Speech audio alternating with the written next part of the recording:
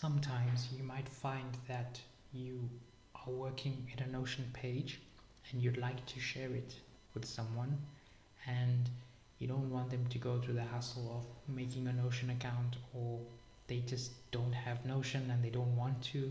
They just want to look at something that you worked on and let's say yes or no, or you just want to download a Notion page to just keep as a record if you would like to do that. So in order to do that, we'll pick up a Notion page. Let's just say I created my monthly budget and I want to just keep it as a record. So what I'll do is I'll go to the three dots at the top here, and I will scroll down to export, and from this options pop up, I can choose, do I want it as a PDF, an HTML, or basically CSS file, and I can choose that.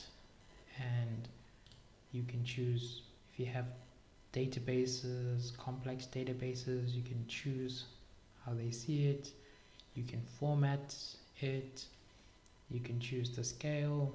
If you've got the business plan with Notion, you can download sub pages and create sub pages with higher plans.